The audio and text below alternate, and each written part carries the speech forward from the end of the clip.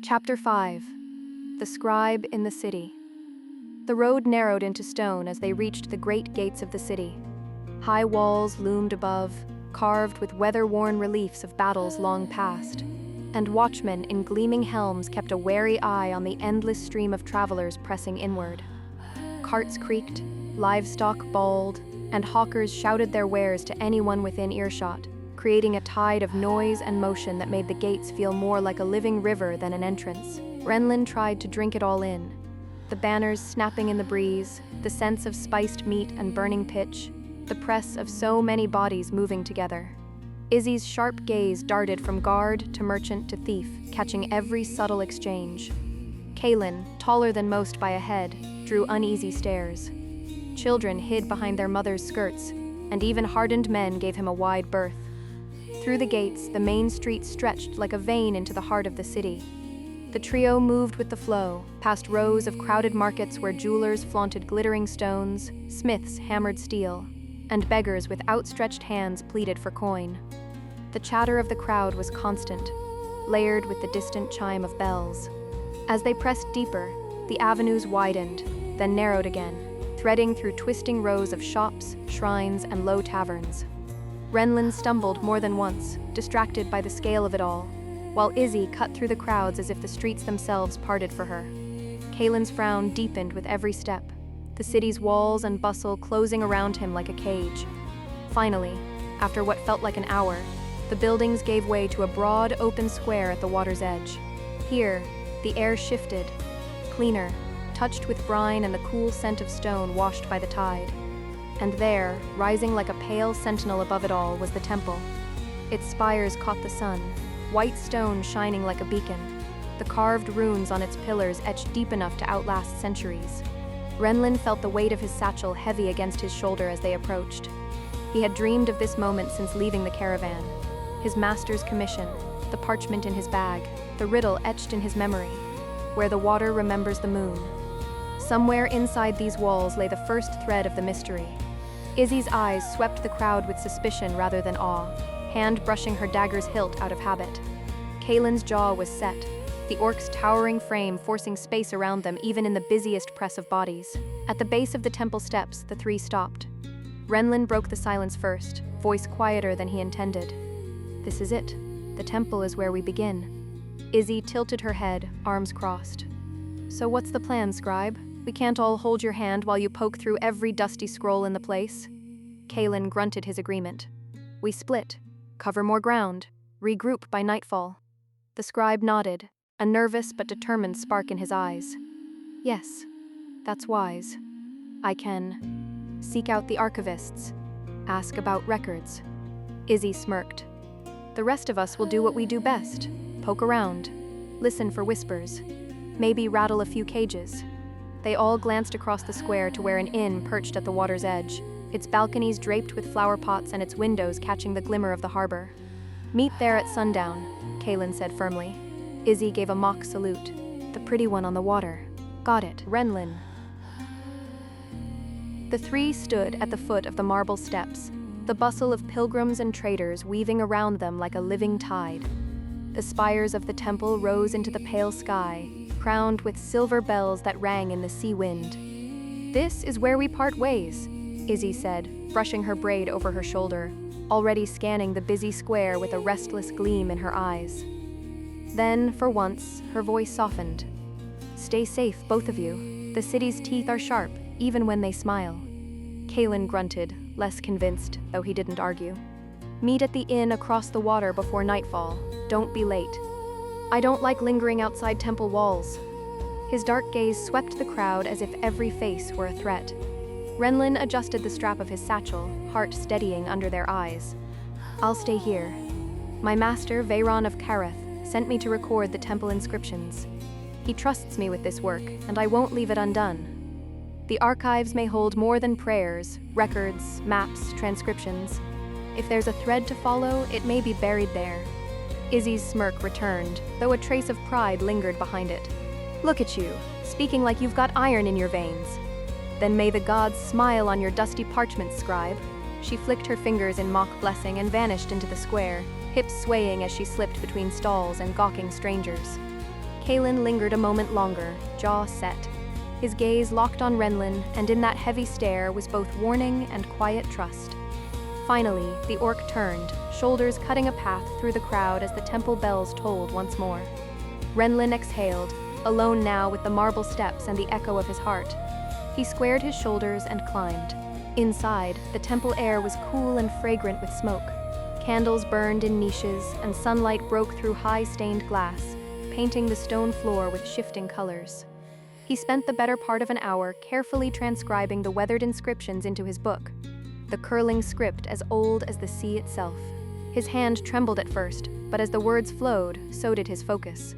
It wasn't until he inquired about further records that trouble began. A stern priest, draped in embroidered robes, regarded him with suspicion.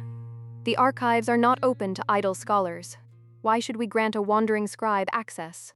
Renlin raised his chin. Once, he would have mumbled and fled, but Izzy's voice echoed in his mind. "Confidence, posture, eyes up, don't grovel." "I am Renlin of Dalmire," he said clearly. "Scribe in service to Veyron of Kareth, archivist of the king's court. He entrusted me to gather what is written here so the faith may endure beyond stone and weather. To bar me would be to bar his hand in service of the gods." The priest's lips pursed, weighing the words. Silence stretched too long. Then, before the man could turn him away, a younger acolyte interjected. "He speaks true, Father. His name was listed among those granted admittance this season." Relief flooded Renlin, though he kept his composure. Bowing, he followed an acolyte into the shadowed halls. The archives swallowed him, row upon row of towering shelves, the scent of ink and vellum heavy in the air. For the first time in days, Renlin smiled. He was exactly where he belonged. The archives were hushed but alive with centuries of memory. Candlelight flickered against rows of stacked parchment and leather-bound volumes, their spines worn smooth by the weight of time. Renlin's fingertips brushed along one stack, pausing when a familiar name leapt from the page. Dareth Malcor. He froze. The letters were precise, the title neatly scribed at the bottom of an old catalog page, The Stones Remember, by Dareth Malcor. Renlin knew that name, not as a scholar or priest, but as a novelist. Dareth's works were beloved in Dalmire's circles of quiet readers, tales half romance and half history, embellishments on forgotten wars. His master once scoffed at them as folk fiction dressed in silk, but Renlin had devoured them in secret. They were clumsy, yes, but rich with little fragments of lore too precise to be mere invention. That was what made his pulse quicken now. What was a novelist's name doing in a temple index of sacred records? He copied it down carefully on his slate, his thoughts buzzing. By mid-morning, he requested an audience with the temple's overseer. A tall, sharp-eyed man met him in a chamber heavy with incense and icons. "You are the scribe from Kareth?" the man asked, voice thin but clipped. Renlin bowed. "Yes, revered father. My master sent me to transcribe your temple's annals for the court's records, so that your wisdom may endure." The overseer studied him a moment, then nodded. "Then work. You have the daylight." So Renlin worked. For hours his quill flew, careful strokes preserving prayers, hymns, lineages, and the daily accounts of the faithful. His hand cramped, his back ached, but his mind hummed with purpose. This was what he was meant to do. By afternoon, he sealed a packet of his notes and entrusted it to a courier bound for Kareth, the first of many dispatches for his master. Duty fulfilled, he gathered his things, the name Dareth Malcor still burning at the front of his mind. When he stepped back into the courtyard, the light of the city pressed down on him, bustling, loud, vibrant. He glanced across the way where the temple's shadow met the glimmer of the great river. The library was not far, a place where perhaps fiction and fact blurred less than one might expect.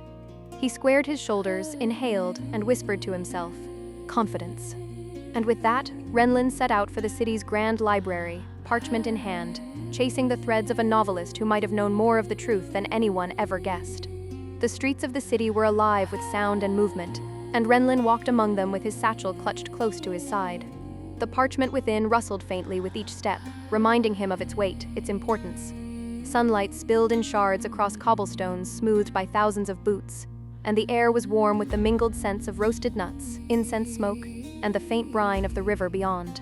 Renlin's robes, a deep blue, worn thin at the hems but kept meticulously neat, swung gently against his legs as he moved.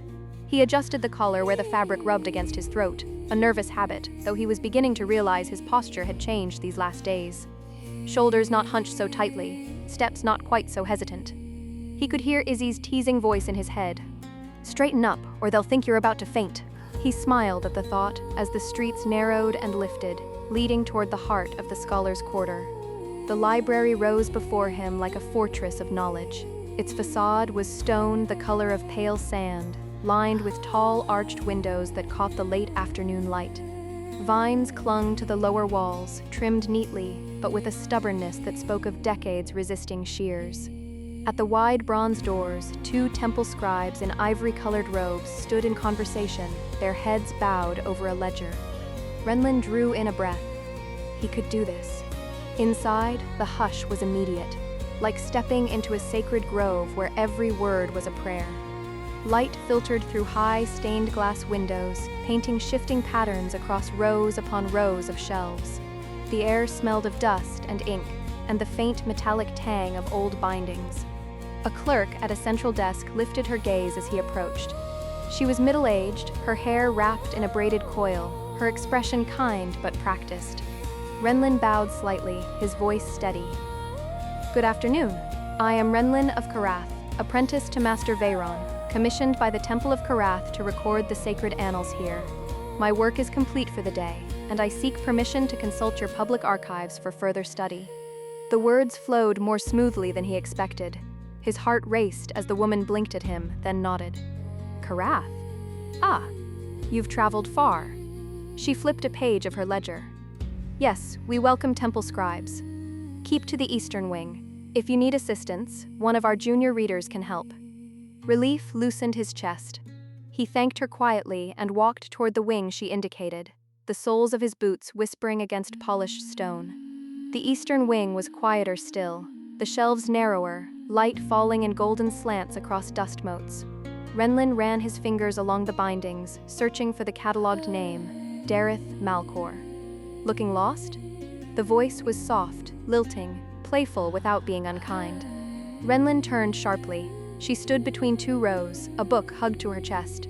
Young, close to his age, her hair was a cascade of dark brown curls pinned loosely with a bronze clasp, one lock fallen across her cheek. Her gown was simple but elegant, ivory linen belted at the waist with a green ribbon, the sleeves gathered at the wrists. Ink stains dotted her fingertips, betraying her own familiarity with parchment and quills. Renlin flushed, shifting awkwardly. Yes. I'm looking for a record, a book, by Dareth Malcor." Her brows lifted in surprise, then softened into a smile. "Malcor? Hardly anyone asks for him. Come." She moved gracefully between the stacks, the fabric of her gown whispering, and gestured for him to follow. Renlin trailed her, watching the way she knew the shelves by heart, her hand brushing along spines until she stopped. She plucked a slim, leather-bound volume free, the edges frayed, the title pressed in fading silver. "The Stones Remember." "Here," she said, holding it out, her eyes bright. "I like this one. It's softer than the others." Their fingers touched briefly as he accepted the book. His skin tingled at the contact, and he swallowed quickly, nodding. "Thank you." She tilted her head. "Would you like to sit? It's easier to read in company." Together they found a table near a tall window where light spilled across the wood. She sat opposite him, folding her hands neatly over her ribboned waist, watching with quiet expectation. Renlin opened the book, the scent of old paper rising, and began to read aloud softly.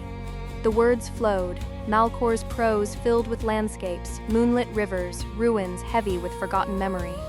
Renlin's voice grew steadier as he went, and when he glanced up, he found her watching him with a warmth that made his ears burn. "Not many read aloud here," she murmured when he paused for breath. "It suits you. You give the words weight." Renlin lowered his gaze, his heart thudding. For once, he didn't retreat into silence. "I like that you think so." The afternoon sun shifted across the floor, and for the first time since he'd entered the city, Renlin felt no fear of the crowds or the noise beyond. Here was quiet. Here was warmth. Here was someone leaning closer across the table, curious and kind, sharing a book and a moment that felt like it belonged to him alone. The book lay open between them, its worn leather spine groaning faintly as Renlin eased it wider. The afternoon light pouring through the high window had turned softer now, mellow gold that deepened the shadow of her curls as they slipped across her cheek. She pushed the strand back absently, her eyes fixed on the page as though the words themselves whispered secrets. Renlin followed her gaze, reading aloud again, his voice low, hesitant at first, then steadying with each line. The prose was poetic, Dareth Malcor's gift for wrapping philosophy in the guise of story, a wanderer at a river's edge, listening to the current as though it carried memory in its ripples. "The water remembers what the stone forgets," Renlin murmured, and as he spoke, he felt her shift ever so slightly closer. The table was broad, yet she leaned across it now, her elbow brushing near his hand, her gown's sleeve rustling against parchment. He glanced up, startled by the nearness, and found her smiling faintly, not coy but warm, encouraging, like someone who wanted to hear him keep going. "You read as though you've been carrying these words for years," she said softly. Renlin flushed, his fingers tightening on the edge of the page. I only copy words. Most days. But sometimes they linger.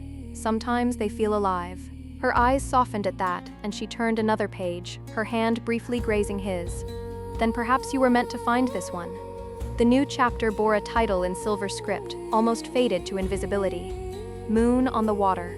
Both of them grew quieter, as though the air itself grew denser with meaning. Renlin read the opening lines, his breath catching on the cadence. "When the moon leans low and the tide answers, the water becomes a mirror of memory. That which is sought is not beneath, but reflected, where the water remembers the moon."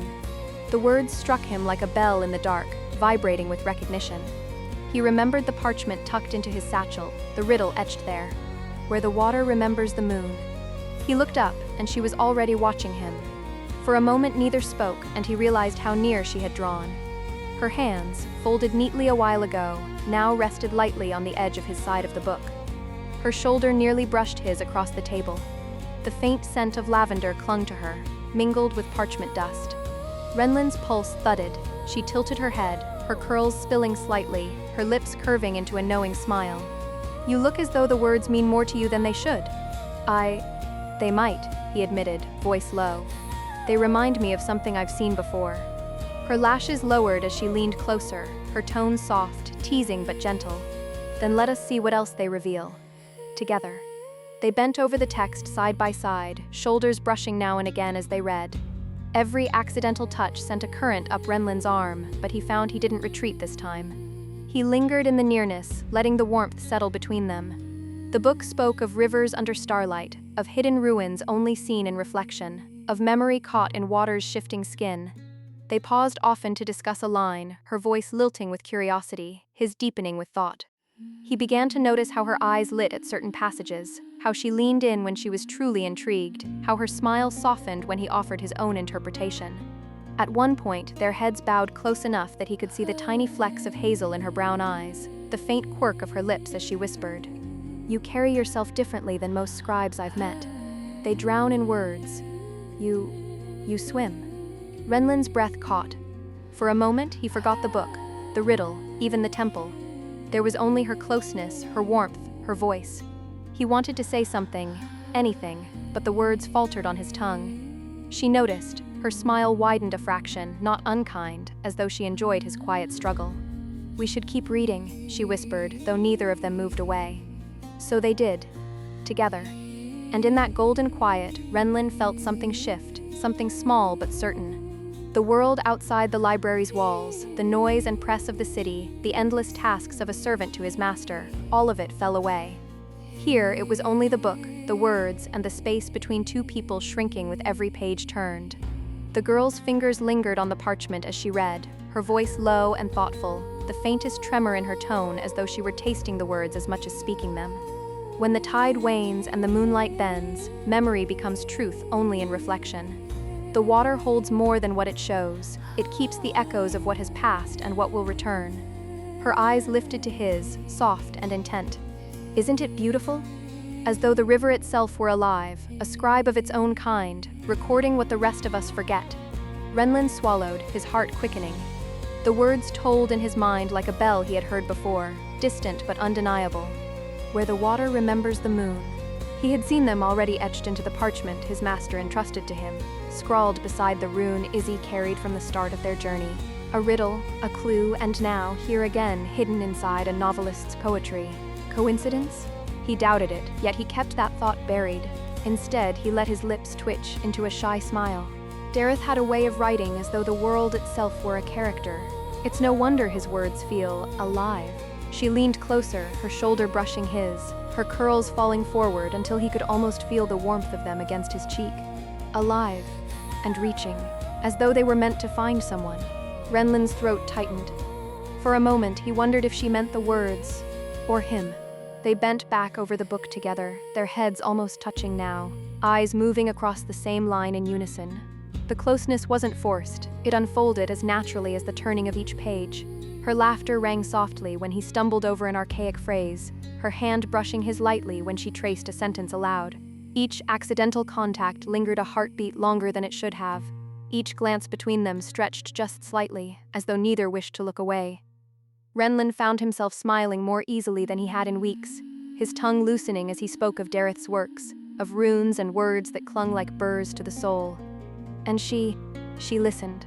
Not idly, not dismissively, but with real interest, nodding at his thoughts, teasing him gently when his passion carried him off into tangled phrases. The golden light of the library dimmed slowly into amber as the sun lowered outside, but neither of them noticed. Time had folded itself around their quiet, shared world, just two voices, one book, and a closeness that felt fragile yet inexorable. Renlin's mind turned again and again to the riddle, to the clue hiding in plain sight, but he held it close to his chest. This moment was something else, something that was his, and for the first time in a long while he felt not just useful, not just tolerated, but wanted. By the time Renlin lifted his eyes from the faded script, the golden shafts of afternoon had long since bent into the burnished glow of evening. The library's tall windows framed a sky painted in violet and copper, the edges darkening into a quiet blue-black that whispered the approach of night. Shadows stretched long across the marble floor, catching the dust motes in their descent. Renlin shifted slightly, realizing how close the girl beside him had drawn during their long hours bent over Dareth's moon on the water. Her shoulder brushed his arm when she leaned forward, the fabric of her pale green dress, soft and unadorned save for the faint embroidery at the cuffs, whispering against his sleeve. Her hair, a tumble of chestnut curls, had loosened over the day, framing her freckled cheeks and the curve of her neck as though the library lamps themselves had conspired to paint her in warm light. And then came the touch. Her hand, small and warm, settled gently over his as his fingers stilled on the page. Not forceful, not fleeting, just the weight of her palm pressing lightly atop his knuckles, as though to keep him there a moment longer. Renlin's breath caught, his chest ached with the urge to speak, to do something more than simply sit frozen, but the growing dark pulled him back to himself. He cleared his throat softly, shifting in his seat. "It's late," he murmured, forcing steadiness into his voice. My companions will be waiting. They'll worry if I'm not back by nightfall." Her lips parted slightly, then curved into a smile, shy but sincere. A blush crept along her cheekbones, coloring her skin with the soft pink of embarrassment and something more. She withdrew her hand, smoothing a strand of hair behind her ear. "Yes," she said, almost reluctantly. "The library closes any minute now anyway, and I've still got the last shelves to straighten." Renlin rose, clutching the book almost instinctively. Its leather cover was worn, the gold lettering faded, but the weight of it in his hand felt significant, more than parchment, more than words. "You can take it with you," she said quickly, before he could set it back down. Her eyes flicked to the floor, then back up to his, uncertain but hopeful. I enjoyed reading with you. It's been some time since I've had someone to share Dareth with. People don't often linger here anymore, not like you did." Renlin's pulse thudded at the earnestness in her voice. For a moment, he almost confessed how much the words had meant to him, how close they had brushed against secrets he dared not yet share. Instead, he only nodded, tucking the book carefully under his arm. She shifted on her feet, the faintest bite to her lip before she found the courage to ask. "Will I see you again? To read, I mean." He hesitated, glancing toward the tall doors where the city's night had already begun its quiet hum beyond. Uncertainty warred with the memory of her hand over his, with the warmth of her presence that had made the library feel less like a vault of dust and more like a hearth. "Yes," he said at last, softly but firmly. "I'll be back. I am not sure when, but in the coming days." The relief in her face was unmistakable. She clasped her hands before her, her blush deepening as she nodded. Renlin paused at the threshold, turning once more. The question rose almost shyly from his lips, unpolished but genuine. "I never asked your name?" She blinked, then smiled as though caught off guard by the simplicity of it. "Leora." He let the name settle in his chest, warm and sweet. "Good night, Leora." "Good night," she answered, her voice quieter now, almost lost among the creaking shelves. Renlin stepped into the evening air, the book secure in his grasp, the scent of ink and parchment still clinging to him. As the inn's lanterns flickered in the distance, he found his heart heavier and lighter all at once, carrying with it both the whisper of a riddle and the lingering warmth of her touch. The inn sat like a jewel beside the water, lantern light spilling across its carved eaves and glimmering faintly on the gentle waves beyond. Its windows blazed golden in the gathering night, laughter and the clink of mugs drifting into the streets like a welcoming call. Renlin paused a moment outside its heavy oak doors, the book from the library still snug under his arm, his chest full with thoughts of Leora's hand, her blush, and her voice when she said his name. He stepped inside. The inn's common hall was alive with color and sound, thick beams running overhead, tapestries faded with age hanging from the walls, and long tables laden with food and tankards of ale. The air smelled of roasted meat, baked bread, and spiced wine, with just a hint of damp wood from the river breeze sneaking through the shutters. At once, the din enveloped him, pressing warm against his ears, a far cry from the whispering hush of the temple and library. Renlin slipped into the crowd and for once did not feel invisible. He found himself smiling, laughing even, as he struck up conversations with travelers, merchants, and locals alike. His tongue, once so hesitant, now moved freer, loosened by Izzy's lessons and the quiet courage he'd drawn from her presence. He stumbled here and there, but the people smiled at his earnestness, charmed by the sincerity in his green eyes and the way his cheeks flushed when he grew too excited. Somewhere above, unseen to him, Kaelin leaned against the railing of the top floor, watching silently. The orc's gaze was steady, unreadable, as Renlin's voice carried upward with a lilt of joy Kaelin had never heard from him before. Renlin, oblivious, was caught in the current of it all. He thought of Izzy, her smirk, her arms slung casually around him, the way she had brushed close without judgment or mockery. A true friend, perhaps his first beyond the cloistered walls of the scriptorium. She had unshackled him, in her own reckless, chaotic way, from the prison of his own reserve, and though his heart ached still with the memory of Leora's touch, he found himself grateful, profoundly, for Izzy's presence in his life. The music of a lute stirred in the corner, and Renlin joined the laughter at the nearest table, leaning forward to listen to a merchant's tale of storms at sea. His voice chimed in with questions, curiosity brimming, no longer the nervous murmur of a man afraid to be heard. He raised a cup when another pressed it into his hand, the fire of spiced wine warming his throat as the inn's life became his own for the night. For the first time since he'd left the caravan, Renlin felt light, light as air, light as water touched by the moon. And as the night wore on, as laughter and song wrapped around him, he found himself smiling for no reason at all, save that he was alive, among friends, and unafraid. From the upper railing, Kaelin's broad arms folded across his chest. The orc watched quietly as Renlin moved among the tables. The boy looked different tonight. His usual timid stoop was gone, his shoulders squared, his laughter ringing clear in the smoky air. He was glowing, alive in a way Kaelin had not seen since they first crossed paths. For a long moment, Kaelin simply studied him, his stern features softening into something close to a smile. He knew too well the weight of loneliness, of being an outsider pressed to the edges of the world. To see Renlin, once so meek, now embraced by the warmth of strangers, was like watching a flame catch after long kindling. It was good. It was right. And though Kaelin's mind often bent toward caution, toward warning the boy of Izzy's reckless charms, tonight he let himself feel glad for him, glad that the scribe had found his spark.